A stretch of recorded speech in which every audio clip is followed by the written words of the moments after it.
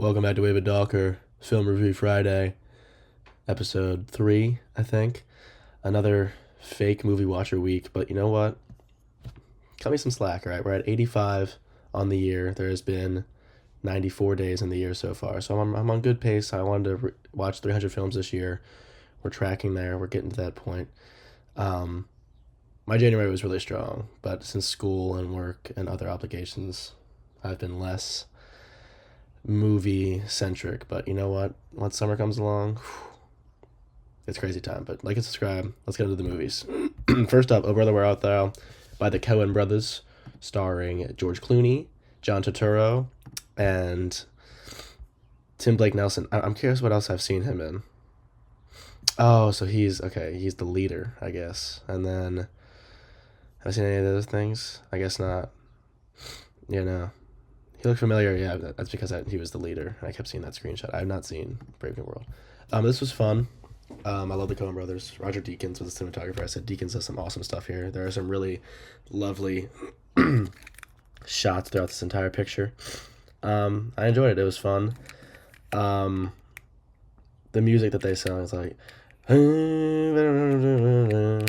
can't remember how it went, but I liked the songs. It was very fun. I like the accents. George Clooney's silly little mustache I think is really cute. It's just funny stuff. Like, and then he kept getting the pomade. It was fun, and it is a retelling of the Odyssey. And as soon as I saw Goodman with the eye patch being the Cyclops, I was like, okay, that's actually genius. The whole scene, the whole like sequence with the Ku Klux Klan was really great. It also looked beautiful, obviously. Fuck the Klan, but that scene was shot really well. It was fun. Not my favorite Coen brothers, but it was fun.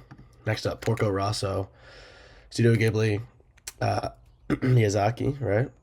Yeah, Hayao Miyazaki. This was the second Ghibli I've watched start to finish. My review. This is fucking awesome. Porco Rosso has catapulted in my top 10 favorite fictional characters. So damn cool. Keaton is amazing in his voice role. Next level swagger. I love it. Also, if you use AI to recreate this beautiful artwork, you should die. That's true. This movie's awesome. Just a, hard-boiled, badass pig pilot. It's awesome. It's the coolest shit ever. Keaton, I love how they just get like these fucking rock star American actors to do the English voice roles. Like, I mean, that's why I watch Boy and the Heron, because Pattinson was the Heron. I love it. They just give 110%, and obviously going into the next film, like, I don't know if you can see it. There's also some fantastic English voice roles in that one too. But I mean, this one is just awesome. You should watch it. Far and away my favorite Ghibli that I've watched so far, albeit at this point I've only watched 4. You'll see the next 2 after this, but this movie's awesome. Just so much fun. And all the flight sequences are awesome. The sea, was it the seaplane pirates? They're all really cool because they're like, obviously they're these bad people like trying to rob and like kidnap to get money, but then they're also just like these very endearing, very, they're just it's just a very charming movie. You should check it out. Next up, Howl's Moving Castle by Miyazaki, Studio Ghibli. Christian Bale is Hal, and he's just awesome. This kind of subverted my expectations. Not that I had this like insane, idea what this film was going to be, but I think the third act kind of tails off a little bit for me. The first and the second act, it's just kind of this mystique to the castle and to Hal as a character, but then I kind of, like in the third act, it kind of just diluted it a little bit for me, but it was just very fun. Billy Crystal as Calcifer was very cute, very fun. I really liked, what was his name? Michael? Markle. He was cute. That's a fun little character. Did it show the English voice was or just the Japanese? Yeah, it is just the Japanese. But yeah, Billy Crystal as Calcifer was really cute. And like, I mean, the animation, like the 3D animation on the castle was badass. Like, it just looked so damn good. And yeah, I mean, it was just fun. Like I said, whimsical and fun, but not my favorite. Like I said, it kind of subverted my expectations. Not that not that I had this, very touted, but I mean, it is a lot of people's favorite Ghibli, but it wasn't mine, but I still liked it. Next up, Princess Mononoke.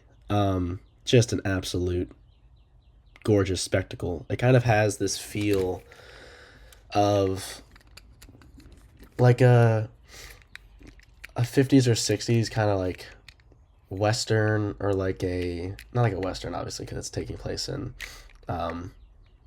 Actually, I don't even know. But I mean, it's like in this, fantastical, fictional area, place with the wolves and the whatever, and like the yucky thing in the boars. But I don't know, it had this really distinct feel. Like, I think both the environment and the music kind of gave it this really unique feel that it was different from Howl's and um, Porco Rosso and The Boy and the Heron. Like, it had a very distinct feel to it that I felt was very different, but I loved it. It's gorgeous, really fantastic storytelling. Um, I really like, what's the guy's elk in Princess Ashitaka Yakul, Red Elk. Yeah, this guy I follow on Twitter, like he said, like, I love a good, silent but deathly loyal or intensely loyal animal. Like, I just love that dynamic in film. And he was just really sweet. Ashitaka was really cool. And I like the costumes and, like, not costumes, obviously it's animated, but all like the character design is very distinct. This one is really great. Um, it was released in IMAX recently. I should have gone to see it, but I just watched it at home. But I mean, this movie is just, it's awesome, very beautiful, beautiful stuff. Next up, Top Gun by Tony Scott. Rest in peace, Val Kilmer, one of my absolute goats.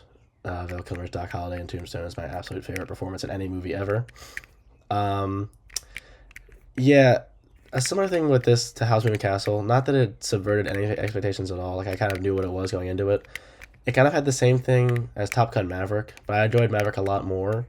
Is that there's kind of like no stakes. Like, obviously Goose dies. Like, he dies when they're, I think, either in like a simulation or when they're like actually fighting the no name villain. But I think that's my issue. Like, same thing in Maverick, where it's like, it's not that they're like not taking a stance. It's more of just like, who are they? Like, what's going on? Like, why are they doing this? Like, I have no idea who the enemy is. So all of their like actions are just kind of like whatever. Like, they like, I don't know. There's a lack of stakes that just kind of makes me, it just kind of confuses me. I'm just like, what's going on? Like, why are they doing all this? But I mean, outside of that, like I said, Charisma City, like, Tom Cruise is fantastic, Kilmer's fantastic, Anthony Edwards is great as Goose. Yeah, that's who it is, right? Yeah, Kelly McGillis. Have I seen her in anything else? Oh, she was in Witness. Oh shit, yeah. But I mean, yeah, I mean, Kilmer is Iceman and Cruise is Maverick, just going bashing heads is great. But then it's like obviously there's just a lot of development that kind of happens out of nowhere, I feel like, but still really fun. I mean, I can't imagine seeing this in '86. Like, just some of those flight sequences are awesome, just like with the camera attached to the wing and just like seeing all the fighter jets do all their cool shit. Highway to the Danger Zone, just a badass, one of the most iconic like needle drops I feel like in film. I liked it, but subverted some expectations a little bit. But rest in peace, Val Kilmer, always one of my goats. Those are all the films I watched this week. Let me know what films you watched this week, and leave a like and leave a subscription. And I'll see you guys in the next video. Peace out.